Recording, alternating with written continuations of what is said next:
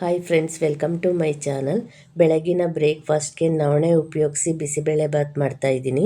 ಈ ಸಿರಿಧಾನ್ಯದಿಂದ ಈ ಥರ ಬಿಸಿಬೇಳೆಬಾತ್ ಮಾಡ್ಕೊಳ್ಳೋದ್ರಿಂದ ತುಂಬಾ ಆರೋಗ್ಯಕರ, ತುಂಬ ರುಚಿಯಾಗಿರುತ್ತೆ. ಮಾಡೋದು ತುಂಬಾ ಸುಲಭ. ಬನ್ನಿ ಹೇಗೆ ಮಾಡೋದು ಅಂತ ತಿಳಿಸ್ಕೊಡ್ತೀನಿ. ಈ ಕಪ್ಪಲ್ಲಿ ನಾನು 1 ಕಪ್ಪಷ್ಟು ನವಣೆ ತೊಗೊಂಡಿದ್ದೀನಿ. ಇದೇ ಕಪ್ಪಲ್ಲಿ ನಾನು 1 ಕಪ್ಪಷ್ಟು ತೊಗರಿಬೇಳೆ ತೊಗೊಳ್ತಿದ್ದೀನಿ. ಇವೆರಡನ್ನೂ ಒಂದು 5 ಸರಿ ಚೆನ್ನಾಗಿ ನೀರಲ್ಲಿ ತೊಳಿಬೇಕು. ನೋಡಿ, ಈಗ ತೊಳ್ಕೊಂಡು ಬಂದಿದ್ದೀನಿ. ನಾನೀಗ ಒಂದು 5 ಥರ ತರಕಾರಿ ತೊಗೊಂಡಿದ್ದೀನಿ. ನೀವು ಬೇಕಿದ್ದರೆ ಯಾವ ತರಕಾರಿನಾದರೂ ಹಾಕ್ಕೋಬೋದು. ನಾನೀಗ ಬೀನ್ಸ್ ಹಾಕ್ಕೊಳ್ತಿದ್ದೀನಿ, 1 ಗೆಡ್ಡೆಕೋಸು ಸಣ್ಣದಾಗಿ ಹೆಚ್ಚಾಕ್ಕೊಳ್ತಿದ್ದೀನಿ, 1 ಕ್ಯಾರೆಟು, 1 ಆಲೂಗಡ್ಡೆ. ಈಗ ಬಟಾಣಿ ಸೀಸನ್ ಇರೋದ್ರಿಂದ ನಾನು ಹಸಿ ಬಟಾಣಿ ತೊಗೊಂಡಿದ್ದೀನಿ. 2 ಟೊಮೊಟೊನ ಸಣ್ಣದಾಗಿ ಹೆಚ್ಚಿ ಹಾಕ್ಕೊಳ್ತಿದ್ದೀನಿ. 1 ಅರ್ಧ ಸ್ಪೂನಷ್ಟು ಅರಿಶಿನ. ತರಕಾರಿ ಬೇಳೆ ಎಲ್ಲ ಮುಳುಗಷ್ಟು ನಾನು ನೀರು ಹಾಕ್ಕೊಳ್ತೀನಿ. ಬೇಕಿದ್ದರೆ ಆಮೇಲೆ ಬಿಸಿ ನೀರು ಹಾಕ್ಕೋಬೋದು.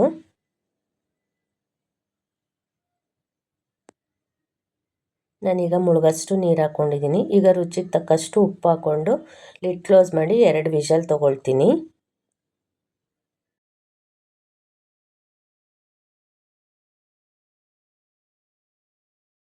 ನೋಡಿ, 2 ವಿಷಲ್ಗೆ ಚೆನ್ನಾಗಿ ಬೆಂದಿದೆ. ಇದನ್ನೆಲ್ಲ ಚೆನ್ನಾಗಿ ಮಿಕ್ಸ್ ಮಾಡ್ಕೋಬೇಕು.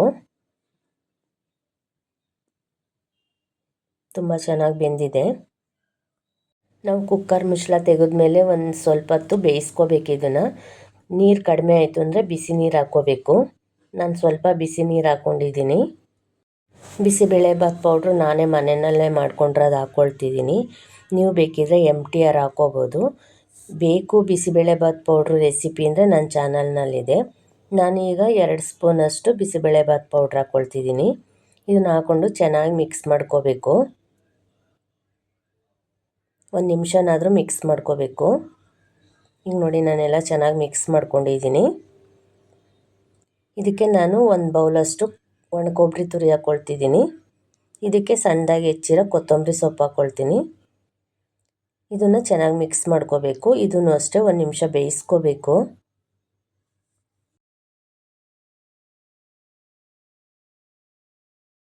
ಇದನ್ನೆಲ್ಲ ಚೆನ್ನಾಗಿ 1-2 ನಿಮಿಷ ಬೇಯಿಸ್ಕೊಂಡಿದ್ದೀನಿ. ಈ ಸಿರಿಧಾನ್ಯದ ಬಿಸಿಬೇಳೆಬಾತು ಸೂಪರಾಗಿರುತ್ತೆ, ಟೇಸ್ಟಿನೂ ಇರುತ್ತೆ. ಈಗ ನಾನು 1 ನಿಂಬೆಹಣ್ಣು ಗಾತ್ರದಷ್ಟು ಹುಣಸೆಹಣ್ಣನ್ನ ಕಿವುಚ್ಬಿಟ್ಟು ಇದಕ್ಕೆ ಹಾಕ್ಕೊಳ್ತಿದ್ದೀನಿ. ಇದನ್ನೆಲ್ಲ ಚೆನ್ನಾಗಿ ಮಿಕ್ಸ್ ಮಾಡ್ಕೋಬೇಕು. ಮಿಕ್ಸ್ ಮಾಡ್ಕೊಳ್ತಾ ಬೇಯಿಸ್ಕೋಬೇಕು. ನೋಡಿ, ನವಣೆ ಬಿಸಿಬೇಳೆಬಾತು ಸೂಪರಾಗಿ ಬಂದಿದೆ. ಇದಕ್ಕೆ ಉಪ್ಪು ಕಡಿಮೆ ಇತ್ತು, ಆಗಲೇ ಹಾಕ್ಕೊಂಡಿದ್ದೆ. ಈಗ ಸ್ವಲ್ಪ ಉಪ್ಪು ಹಾಕ್ಕೊಂಡು ಮಿಕ್ಸ್ ಮಾಡ್ಕೊಳ್ತೀನಿ. ಈಗ ಒಗ್ಗರಣೆ ಹಾಕ್ಕೋಬೇಕು. ನಾನೀಗ 1-2 ಸ್ಪೂನಷ್ಟು ತುಪ್ಪ ಹಾಕ್ಕೊಳ್ತೀನಿ. ನಾವು ತುಪ್ಪ ಎಷ್ಟು ಹಾಕ್ತೀವೋ ಅಷ್ಟು ಚೆನ್ನಾಗಿರುತ್ತೆ. ಈ ತುಪ್ಪ ಬಿಸಿ ಆಗ್ತಿದ್ದಾಗೆ ನಾನು ಸಾಸಿವೆ ಹಾಕ್ಕೊಳ್ತೀನಿ. ಖಾರದ ಮೆಣಸಿನ್ಕಾಯಿ 1-2 ಹಾಕ್ಕೊಳ್ತೀನಿ. ಕರಿಬೇವು. ಈಗ ಒಗ್ಗರಣೆ ಎಲ್ಲ ಆಗಿದೆ. ಇದಕ್ಕೇ ನಾವು ಬಿಸಿಬೇಳೆಬಾತ್ ಎಲ್ಲ ಬೇಯಿಸ್ಕೊಂಡಿದ್ದೀವಲ್ಲ, ಅದನ್ನು ಸೇರಿಸ್ಕೊಂಡು ಮಿಕ್ಸ್ ಮಾಡ್ಕೋಬೇಕು. ನವಣೆ ಬಿಸಿಬೇಳೆಬಾತು ತುಂಬಾ ಚೆನ್ನಾಗಿ ಬಂದಿತ್ತು. ನನಗಂತೂ ತುಂಬಾ ಇಷ್ಟ ಆಯಿತು. ನೀವು ಒಂದ್ಸರಿ ಟ್ರೈ ಮಾಡಿ, ಆರೋಗ್ಯಕ್ಕೂ ಒಳ್ಳೆಯದು. ಈ ವೈಟ್ ರೈಸ್ ತಿನ್ನೋದಕ್ಕಿಂತ ಇದು ತುಂಬಾ ಒಳ್ಳೆಯದು. ನಾನು ವಾರಕ್ಕೆ ಇಲ್ಲಾಂದರೆ 15 ದಿನಕ್ಕೊಂದ್ಸರಿ ಇದು ಮಾಡ್ತಾನೆ ಇರ್ತೀನಿ. ತುಂಬ ಚೆನ್ನಾಗಿರುತ್ತೆ.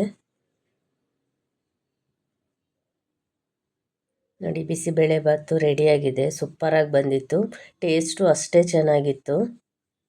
ನಾನು ಆವಾಗವಾಗ ಈ ಥರ ಬಿಸಿಬೇಳೆಬಾತ್ ಮಾಡ್ತಾ ಇರ್ತೀನಿ, ಆದರೆ ವೀಡಿಯೋ ಮಾತ್ರ ಮಾಡಿರಲಿಲ್ಲ. ತುಂಬಾ ಚೆನ್ನಾಗಿತ್ತು ಅಂತ ಈ ಸರಿ ವೀಡಿಯೋ ಮಾಡಿ ಹಾಕ್ತಾಯಿದ್ದೀನಿ.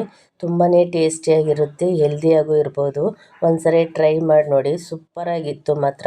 ಅದಕ್ಕೆ ನಾನು ಈ ವಿಡಿಯೋ ಹಾಕ್ತಾಯಿದ್ದೀನಿ. ಈ ಬಿಸಿಬೇಳೆಬಾತ್ಗೆ ಖಾರ ಬೂಂದಿ ಮತ್ತು ಇನ್ನೂ 1 ಸ್ಪೂನ್ ತುಪ್ಪ ಹಾಕ್ಕೊಂಡು ತಿಂದರೆ ತುಂಬಾ ಟೇಸ್ಟಿಯಾಗಿರುತ್ತೆ. ಬಿಸಿ ಬಿಸಿ ತಿನ್ನಬೇಕು, ಸಖತ್ತಾಗಿರುತ್ತೆ ಮಾತ್ರ. ನೋಡಿ, ಸೂಪರಾಗಿ ಬಂದಿದೆ. ಇದಕ್ಕೆ ಖಾರ ಬೂಂದಿ ಹಾಕ್ಕೊಂಡು ತುಪ್ಪ ಹಾಕ್ಕೊಂಡು ತಿನ್ನಬೇಕು. ತುಂಬಾ ಚೆನ್ನಾಗಿರುತ್ತೆ. ನಿಮಗೆ ರೆಸಿಪಿ ಇಷ್ಟ ಆದರೆ ಲೈಕ್ ಮಾಡಿ, ಶೇರ್ ಮಾಡಿ, ಕಮೆಂಟ್ ಮಾಡಿ, ಸಬ್ಸ್ಕ್ರೈಬ್ ಮಾಡಿ. Thank you.